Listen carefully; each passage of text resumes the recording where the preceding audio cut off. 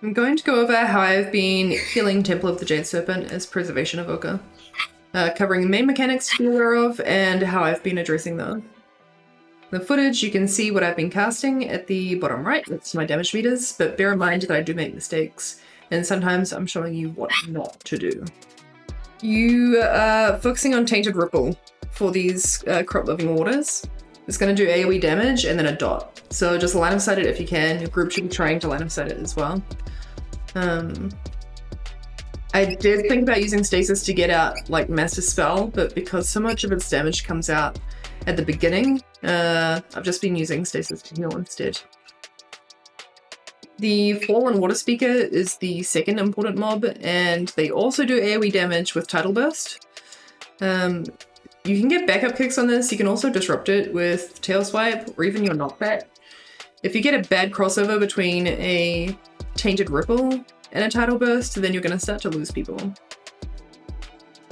The first boss is pretty easy to heal through, so feel free to use all your healing cooldowns on the track. So you'll see here I've just used Rewind because of a bad overlap, and that I'm pretty much using Stasis like on cooldown for these packs. The main healing requirement for the first boss is from his Corrupted Vortex. So it's going to target a DPS usually, and if you don't prevent any of the damage, you don't deal with it, I think you're going to start losing people on high keys. So what I've started to do is use Time Dilation when it's up to spread that damage out, plus use Echo and Dream Breath to get to heal over time effects rolling. I've started to try not to use Reversion until after the damage has come out, because Golden Hour it's like a little mini rewind effect in that it's going to undo 15% of that damage that they take. So I try not to waste it, essentially. The other mechanics on the boss are pretty easy to deal with, just dodge Wash Away. The water's going to pulse 3 times before it erupts. It only does damage when it erupts. And then if you have some spare kicks, just throw them out on Hydro Lance as well, just to reduce some of that outgoing damage. But he's pretty easy. The trash immediately after Mari is awful, and we've decided in the future we're just going to skip it. So both pandas are going to throw Torch, which cannot be stunned, it cannot be interrupted, it comes out instantly, and it does an insane amount of damage. If you do end up pulling them, then try and get dispels out as soon as you can. Be liberal with your cooldowns, like be ready to use Rewind, get Hots running, have Stasis charged up, use Time Dilation. But honestly, even if you do all of this, then people still might die because it just does so much damage.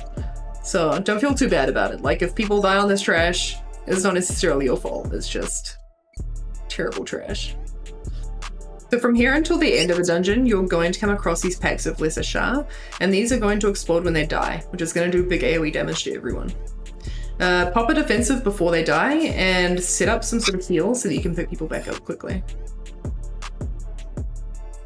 There's a few unique mobs in here just to be aware of. So the fish casts Asleep, the Haunting Sha casts a Fear, the Crybaby Hosen has an Enrage, you can kick. The Nodding Tiger has Catnap, which will heal itself, you can kick. And finally, the Golden Beetle is a bit different, so it has a Staggering Blow, which is going to reduce your tank's hit points. You can't kick this, but you could potentially stun it. Otherwise, just kind of keep an eye on your tank. Be really careful if you want to use Deep Breath in these corridors, because it's really easy to pull. And actually just be careful of Deep Breath anywhere, because it's really easy to pull.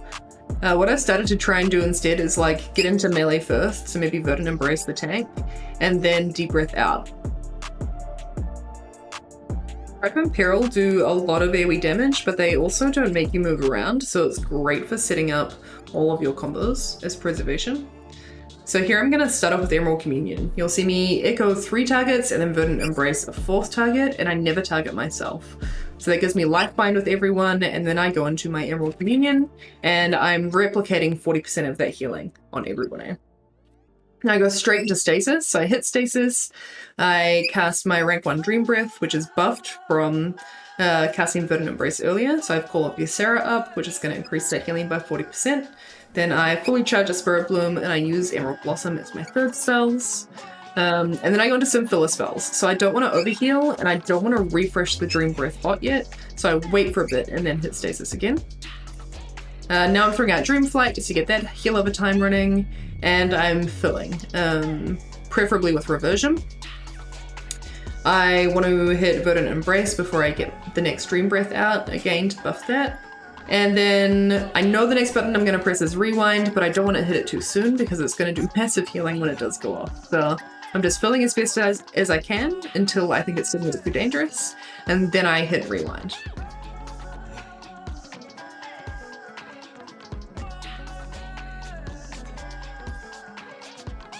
After that, I do start to panic a little bit because the shaman is dropping quite quickly. He's got all those stacks on him. And I mess up, so I don't Verdant Embrace before I Dream Breath, so it's not great. I'm pretty much tapped out of spells, so I'm using Living Flame to try and do some spot healing on the shaman. And then finally tip the scales into an Empowered Spirit Bloom, and we got through the fight. Easy peasy. It's also worth adding that this is a great fight to use Zephyr on as well. Remember that Zephyr gives 20% damage reduction from area of effects. And if you pop it early enough in this fight, you might even get 2 uses out of it. So there's quite a lot of damage reduction that you can do just with Zephyr alone. And remember to also use Time Dilation and your own personal defensives as well. These Depraved Mistweavers are going to cast Touch of Ruin, which you can dispel, but not with Naturalize. You need to be running Cauterizing Flame, so make sure you do have that. They also have another spell called Defiling Mist, which needs to be interrupted, so keep an eye on it. If nobody else is kicking it, then try and pick that. We've got more Lesser Sha, so we're setting up for their explosion. We're popping a cooldown if we have one available.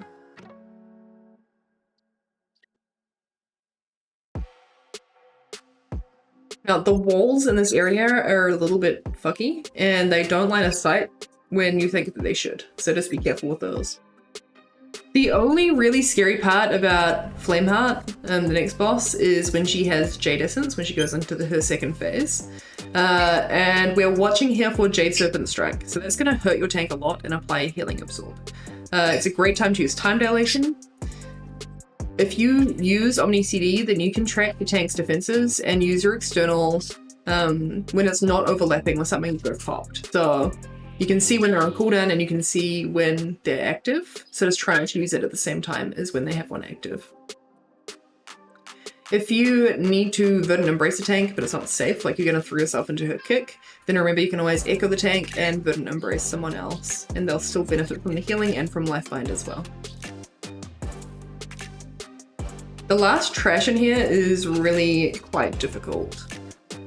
You've got a lot of mechanics you've seen before, so you're dispelling Touch of Ruin, you're keeping an eye out for Defiling Mist and Tidal Burst, use Tail Swipe liberally, and keep a close eye on your tank, especially if they don't have great physical damage mitigation, because they're going to get knocked around. And on top of that, the Sha Touch Guardians have a Mortal Strike, which is going to reduce your healing on the thing. This is where we have consistently bricked our keys, especially on Fortified. So enjoy this footage of this turning into an absolute mess.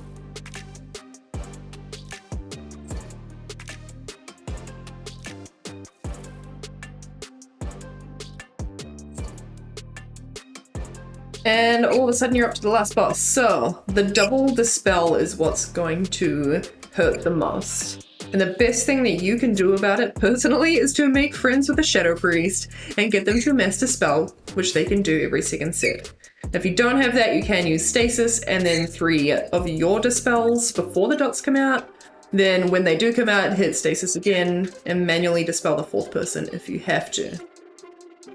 You're not going to be able to do this for every set, so again, Omni CD is really good here because you can see who has a defensive available and who doesn't.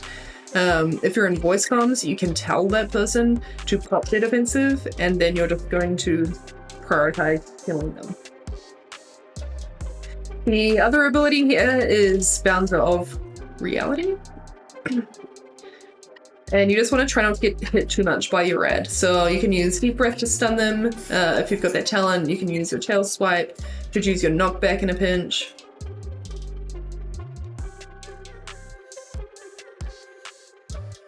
And the other thing to remember about the dot is that they do also have an AoE damage effect around them, so just make sure you're not stacking up with people too tightly.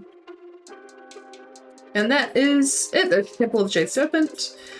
As a quick recap, you want to line of sight Tainted Ripple, interrupt Tidal Burst, use Time Dilation on the first boss, be ready for the Lesser Sha to explode, focus on setting up your combos right for Strife and Peril, nurse your tank in the second phase of Flameheart, and manage the 2 dots on the last boss as best you can.